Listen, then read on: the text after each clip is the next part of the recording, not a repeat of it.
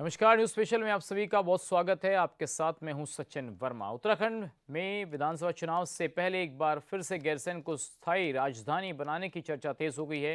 कांग्रेस का कहना है कि 2027 में सरकार बनी तो गैरसैंण को स्थायी राजधानी बनाएंगे।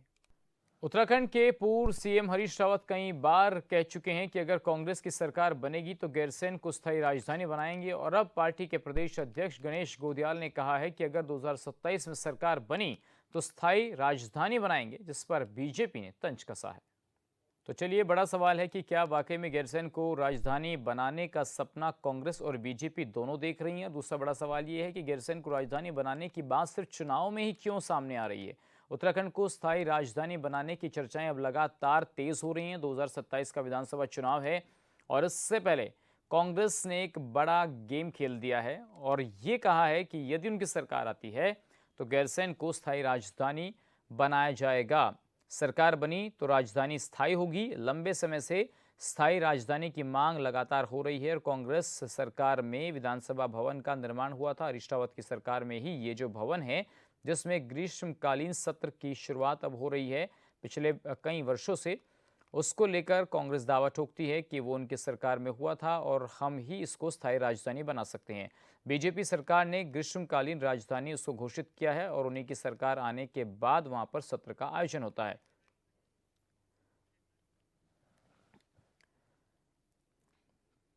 तो सवाल यह है कि मुद्दे पर बात करेंगे। तमाम खास मेहमान हमारे साथ जुड़ गए हैं। डॉक्टर सुनीता विद्यार्थी, बीजेपी की प्रवक्ता हमारे साथ हैं। आशीष सैनी, वरिष्ठ कांग्रेस नेता हमारे साथ हैं। अंकेश भंडारी, यूकेडी के प्रवक्ता हमारे साथ हैं। आप तीनों मेहमानों का बहुत बहुत स्वागत। डॉक्टर सुनीता विद्यार्थी जी, लगातार हम देखते हैं कि जब भी चुनाव आता है गैरसैंण को स्थायी राजधानी बनाने की बातें लगातार जोर पकड़ती हैं। आपकी पार्टी का, आपका इस पर क्या मानना है? देखिए, मुझे लगता है कि कांग्रेस पार्टी जो है आजकल हवाई बातें करने में ज्यादा मशगूल है, क्योंकि गोदियाल जी जिस प्रकार का गोदियान बना बना के उड़ा रहे हैं और गैरसैंण राजधानी बनाने का जो शिगुफा फेंक रहे हैं, इनके पास जब पूरी मेजॉरिटी में 5 साल सरकार रही और जब राज्य बना, राज्य का निर्माण हुआ, तो इन्हें सबसे ज्यादा समय उन मूलभूत सुविधाओं को पूरा करने के लिए जनता ने दिया। जब इनके पास पूरा समय था, यूपी जो इनके एनडी तिवारी जी हमारे माननीय मुख्यमंत्री तत्कालीन थे, वो एक बार को प्रधानमंत्री के पद के लिए माने जाते थे कि वो एक कैंडिडेट हैं। तो जब इतने बड़े स्तर के नेता होने के बावजूद ये एक राजधानी को स्वरूप नहीं दे पाए, तो आप समझ सकते हैं कि ये शिगुफे चुनावी है। और गोदियाल जी जिस यान में उड़ रहे हैं, इनका यान मुंबई में जाके तो बस गया, लेकिन इन्होंने गैरसैंण में अपना एक कुटिया नहीं बनाई। ठीक है सुनीता जी, गोदियाल जी अपनी बात बता देंगे और कांग्रेस के नेता यहाँ पर हैं सैनी जी, वो बताएंगे, लेकिन मैं आपका रुख जानना चाहता हूँ। आपकी पार्टी का इस पर क्या स्टैंड है? क्या आप चाहते हैं कि यहाँ पर स्थायी राजधानी बने? देखिए, भारतीय जनता पार्टी की सरकार ने जो कहा, जो वायदा जनता के साथ किया, वो किया। हमारे जब राज्य निर्माण हुआ तो प्रत्येक यहाँ के जनवासी की एक ही डिमांड थी कि हमारे राज्य को जब पूरा हमारा राज्य बने तो हमें राजधानी गैरसैंण चाहिए। ये हमारी पहली डिमांड थी और इसी डिमांड को लेके हमारे पूर्व मुख्यमंत्री श्री त्रिवेंद्र सिंह रावत जी ने गैरसैंण को स्थायी राजधानी, और मैं कहूंगी कि इस विषय को जो ग्रीष्मकालीन का जो मुद्दा आया और शीतकालीन का आया, ये हमारी सरकार में ही आया। इन लोगों ने खाली 8,000 करोड़, आप बताइए कि माननीय हाई कोर्ट के जज ने कहा कि ये, और इतनी फटकार हरीश रावत जी को लगाई है क्योंकि वो जानते हैं, वो इसी मिट्टी से जुड़े हुए लोग हैं। आज वो चाहे जज की सीट पर है, चाहे कोई बहुत बड़े वकील है, लेकिन कांग्रेस पार्टी जिस प्रकार का जो धोखा और मैं कहूंगी कि दिखावा करती है। तो सुनीता जी, मैं ये मानूं कि बीजेपी इसके पक्ष में है, बीजेपी चाहती है कि यहाँ पर स्थायी राजधानी गैरसैंण को माना जाए, जिससे बात हो रही है कि भाई युवाओं को रोजगार मिलेगा, पलायन नहीं होगा, रोजगार के अवसर सृजित होंगे और साथ ही साथ जो पलायन हो रहा है उस पर भी रोक लगेगी। आप ऐसा मान रही हैं? ये मैं मानता हूं। आप किस बात से? आशीष सैनी जी, आप लोग बार बार चुनाव में ये बात क्यों कहते हैं कि हम आएंगे तो ऐसा करेंगे, हम आएंगे तो ऐसा करेंगे? ग्रीष्मकालीन की शुरुआत तो बीजेपी ने ही की है ना, उसका तो स्वागत करेंगे आप। भवन आपने बनाया, शुरुआत तो उन्होंने भी की है।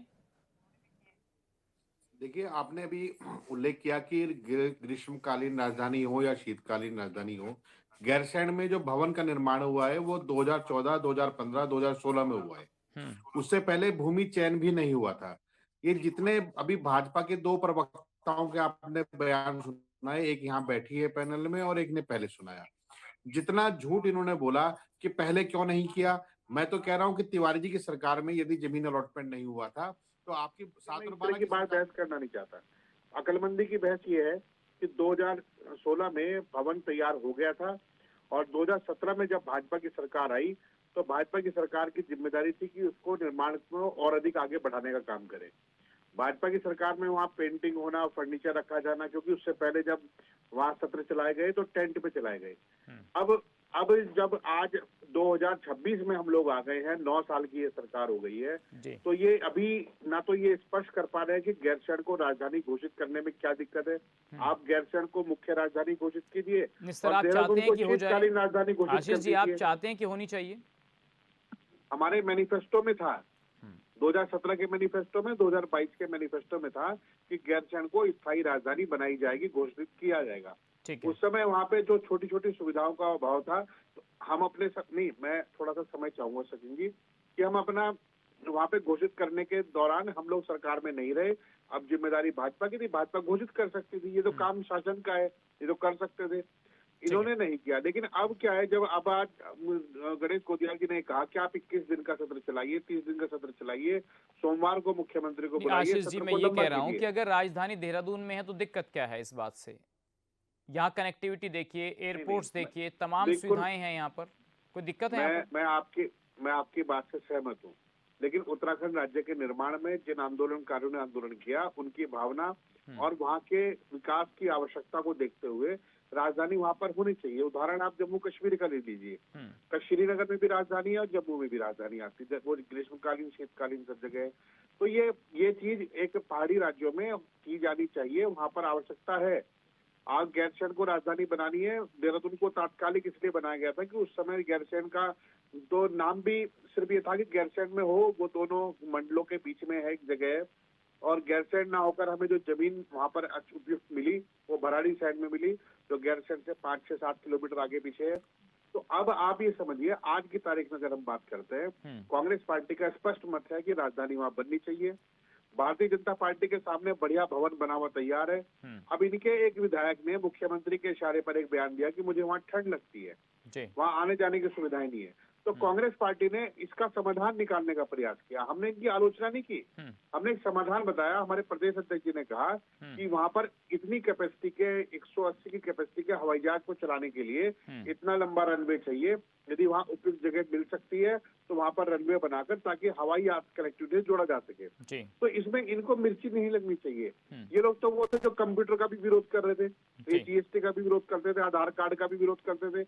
ऐसा कौन सा देश के डेवलपमेंट में जो काम था, इन्होंने हर चीज का विरोध किया। तो लेकिन आपको नहीं लगता कि सैनी जी, वहाँ पर कुछ चुनौतियां भी होंगी? भाई, जब वहाँ डिस्टर्बेंस भी होगा, जब निर्माण होगा, तो जाहिर सी बात है पर्यावरण को लेकर भी तमाम बातें होंगी, पेड़ों की कटाई भी होगी, कंक्रीट का निर्माण भी होगा।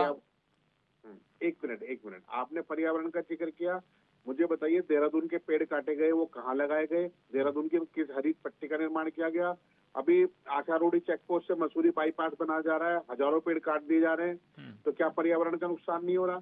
और पर्यावरण का नुकसान यदि किसी सरकारी प्रोजेक्ट के चलते होता है तो उसके नुकसान की भरपाई करने की जिम्मेदारी भी राज्य सरकार की है। ठीक है, अंकेश भंडारी, अब ये बताइए, कोई चुनौती नहीं होगी क्या? बस कह दिया और बन गया, इतना आसान है क्या ये सब कुछ? खर्चा नहीं होगा और तमाम कनेक्टिविटीज नहीं होंगी, एयरपोर्ट्स नहीं बनेंगे, तमाम चीजें जो हैं।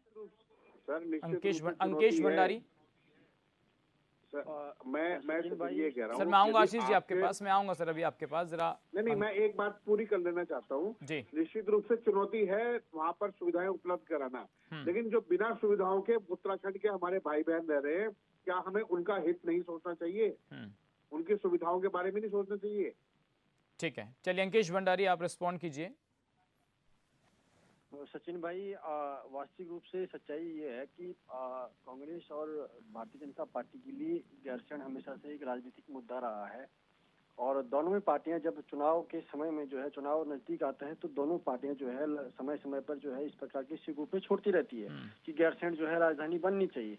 लेकिन गैरसैंण जब उत्तराखंड क्रांति दल ने तो जब इस राज्य की अवधारणा रखी थी उस समय से जो है कि गैरसैंण को राजधानी के रूप में वो करने का काम हमने किया कि वहाँ पे चंद्रनगर को हमने राजधानी का दर्जा देने का काम किया। लेकिन जिस दिन उत्तराखंड क्रांति दल की सरकार आएगी निश्चित रूप से गैरसैंण जो है राज्य की राजधानी भी रहेगी और अस्थायी राजधानी रहेगी, अस्थायी नहीं, ना ही ग्रीष्मकालीन, सिर्फ अस्थायी राजधानी, क्योंकि छोटा सा प्रदेश है और यहाँ पर दो राजधानियां चले, जिससे जो आप आज बात कर रहे हैं कि संसाधन नहीं चाहिए, ये नहीं चाहिए, वो नहीं चाहिए। देखिए सचिन भाई, आज आप देख रहे होंगे दो राजधानियां, दो जगह जो है आप विधानसभा सत्र चला रहे, क्या वहाँ खर्चा नहीं आ रहा है? क्या आप एक जगह सचिवालय नहीं बना सकते हैं? क्या एक जगह आप संसाधन नहीं जुटा सकते हैं? क्या आप वहाँ व्यवस्थाएं नहीं जुटा सकते हैं? लेकिन सरकार की इच्छा शक्ति नहीं है, मजबूत इच्छा शक्ति नहीं है, ना ही सरकार के जो लोग हैं, जो आज वर्तमान में जो विधायक है, आपने सुना होगा भारतीय जनता पार्टी के जो विधायक हैं वहाँ से लैंसीडाउन से, उनके द्वारा क्या वक्तव्य दिया गया कि वहाँ जो है तापमान कम, ठंड लग रही है, ऑक्सीजन की कमी है। इस प्रकार के जब सत्ता जिस पार्टी की सरकार हो और उसके विधायक इस प्रकार की मनगढ़ंत बातें करे तो इससे एक हास्यास्पद क्या हो सकता है। और जहाँ तक बात है गैरसैंण राजधानी की, तो गैरसैंण जो है पहाड़ी की स्वाभिमान और आप ये मानिए कि भावनाओं की बात है, क्योंकि गैरसैंण मुख्य सेंटर पॉइंट है, गढ़वाल का भी सेंटर पॉइंट है और कुमाऊं का भी सेंटर पॉइंट है। और यदि गैरसैंण में राजधानी होती है तो निश्चित रूप से जो हमारा पूरा उत्तराखंड का जो भौगोलिक क्षेत्र है उसका विकास भी होगा, सही रूप से भी होगा, चाहे वहाँ पे तमाम सुविधाओं की जो हम बात करते हैं, चाहे शिक्षा, स्वास्थ्य, रोजगार, जो हम तमाम चीजों की बात करते हैं वो बेहतरी के लिए होगा। वहाँ के जो उत्तराखंड के आम जनमानस हैं उनकी सुविधाओं के लिए प्रकार की एक व्यवस्था सृजित हो सकती है और वो होनी भी चाहिए वहाँ पर। ठीक है अंकेश भंडारी। सुनीता विद्यार्थी जी, अब ये बताइए, बीजेपी की करूँ मैं सचिन भाई, तो दोनों जो है एक नागनाथ और एक सापनाथ के रूप में इस प्रदेश में रहे हैं और दोनों ने जो है चुनाव के समय आपने देखा होगा 2022 में महेंद्र भट्ट जो अभी इनके वर्तमान प्रदेश अध्यक्ष है भारतीय जनता पार्टी के, उनके द्वारा भी इस प्रकार का शिगुफा छोड़ा गया था। और 2017 में जब भारतीय जनता पार्टी सरकार में नहीं आई थी तब भी उन्होंने इस प्रकार का शिगुफा छोड़ा था कि हम जो है गैरसैंण को राजधानी बनाने का काम करेंगे। लेकिन आपने देखा होगा किस प्रकार से जनता को एक जो है झुंझुना पकड़ाया गया ग्रीष्मकालीन राजधानी के रूप में, और आज तक जो है वो ग्रीष्मकालीन राजधानी को एक संसाधन विहीन राजधानी के रूप में वहाँ पर बनाने का काम किया जा रहा है और जनता का पैसा जो है दुरुपयोग किया जा रहा है।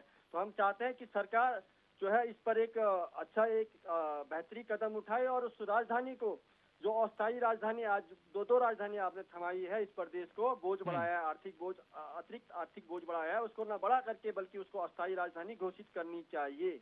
जी ठीक है।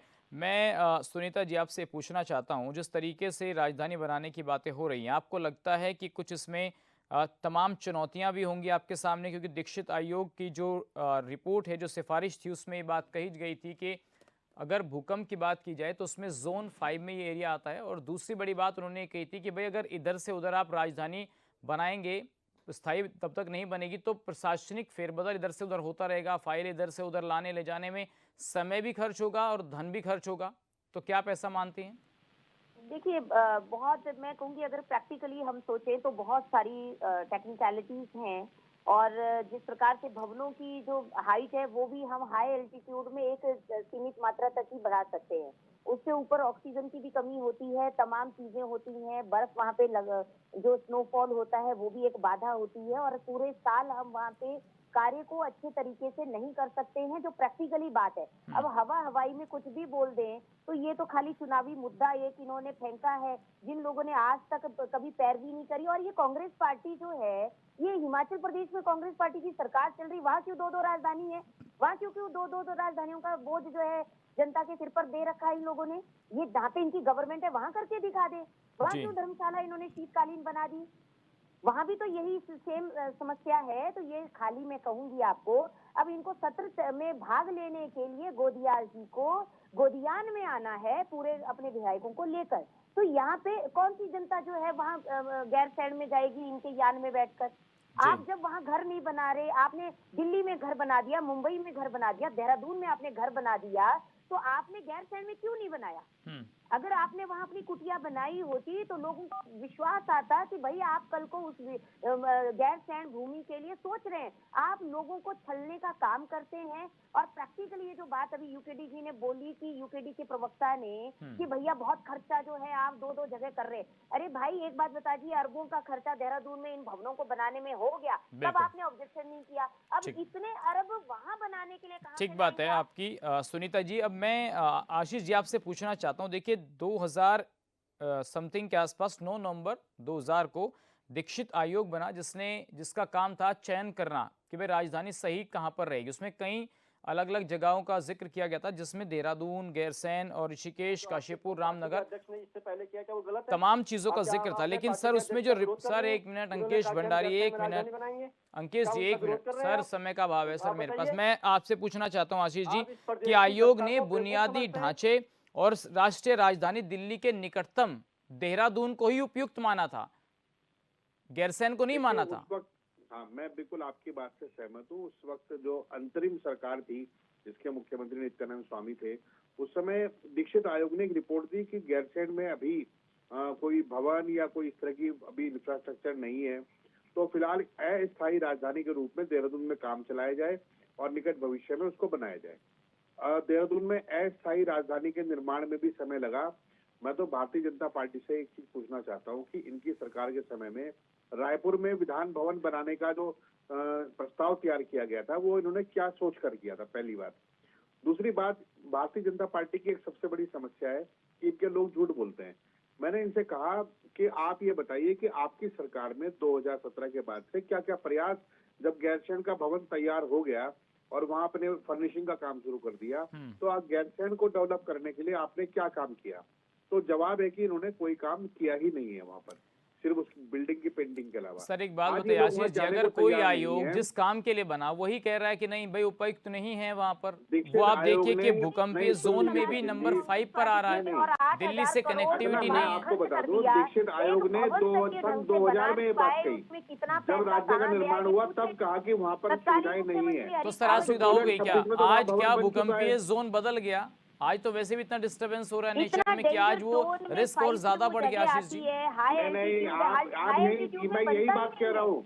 भूकंप का जोन जो है वो तो वहाँ के नागरिकों के लिए भी, जो गैरसैंण में रहते हैं या पहाड़ में रहते हैं, उनके लिए भी तो भूकंप जोन 5 है। तो आप पूरा भूकंप जोन खाली कराकर नीचे बता दीजिए। सिर्फ वहाँ जब बनेगी तो विधानसभा सचिवालय थोड़ी बनेगा आशीष जी। आशीष जी, जब वहाँ पर सचिवालय बनेगा, विधानसभा बनेगी, किनारे 13 मंजिला होटल वहाँ पे एक वो बनना है, 13 मंजिला होटल, उसके लिए कैसे परमिशन? हाँ तो बताइए ना, वो 13 मंजिला होटल किसके परमिशन? सर एक बात बताइए अंकेश भंडारी, एक बात, नहीं बन रहा है, आप लोगों को गैरसैंण में नहीं, मेरे पास फोटो भी है, मैं फोटो में दिखा दूंगा, लोकेशन भी दिखा दूंगा, और कहे तो भारतीय जनता पार्टी सत्र वहीं आयोजित कर ले। आपने कभी तहकीकात की उस चीज की? क्या बात ये है, आप मुख्यमंत्री जी को मेरे साथ भेजिए, मैं दिखा के लाता हूँ आपको। बात करते हो आप बिल्डिंग बना के क्या कर लेंगे जब आप लोगों ने वहाँ बैठना ही नहीं है?